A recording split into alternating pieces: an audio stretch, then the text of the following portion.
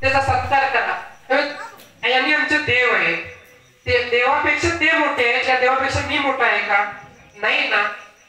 प्रत्येकाला पूर्वी जसं चालत पंढरपूरला जायचे, पूर्वी तुम्ही बघितलं असेल मंदिर मध्ये की एकाही मंदिर मध्ये भेदभाव नव्हता, की तो आलाय त्याला पुढे सोड, याला मागे कर। आणि ह्या उद्देशाने काय केलं, हळूहळू पैसे काढायची सुरुवात केली आमच्या हिंदू मंदिर मध्ये। पैसे काढायची सुरुवात केली आणि ते पैसे कुणाला भेटतात?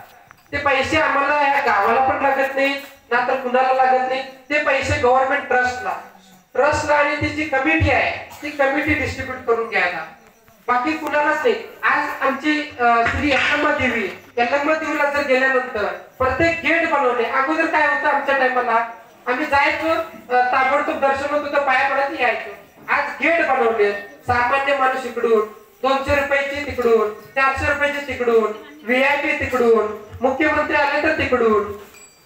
का आपण हे सगळं केलेलं आहे? कारण की आपण देवावरची श्रद्धा नाही राहिली आहे, देवाच्या नावाने आपण काय करायचं आहे, पैसे ओढायचे।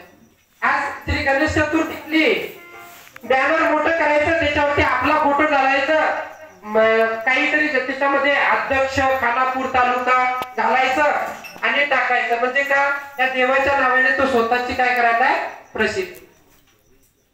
त्याला हे माहिती नाही की या देवाचं सत्व काय आहे, या देवासाठी आम्ही का पूजवतोय। आता सांगितलं तुम्हाला सर्वांचा अध्यक्ष आहे, सर्व देवांचा अध्यक्ष। का दिले सर्व देवांचा अध्यक्ष?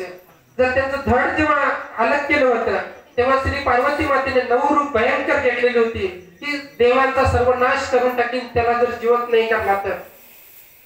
त्या टायमाला त्यांनी परत हातीचं हे धड आणून लावलेलं होतं आणि परत श्री बाप्पाला काय केलेलं होतं, जिवंत केलं आणि त्यांचा राग थंड करण्यासाठी, श्री पार्वती मातांचा राग थंड करण्यासाठी त्यांना सांगितलं गेलं की माते हा जो भगवान आहे हा सर्वांचा अध्यक्ष असेल, सर्व देवांचा अध्यक्ष असेल।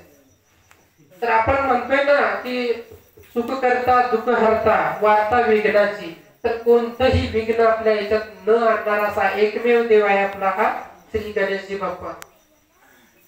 प्रत्येक आपण जे भजन वगैरे म्हणतोय त्याच्यामध्ये एक एक अर्थ काढा, जसं आम्ही घालीन लोटांगण वंदीन चरण, डोळ्यानं पाहिलं रूप तुझे प्रेम आलंगीन। हे प्रत्येक तुम्ही काय करा की त्याच्यामध्ये प्रत्येक असा एक तुम्ही आज जर भजन म्हटला सकाळी जाऊन त्याचा अर्थ काढा की आम्ही काय म्हणतोय।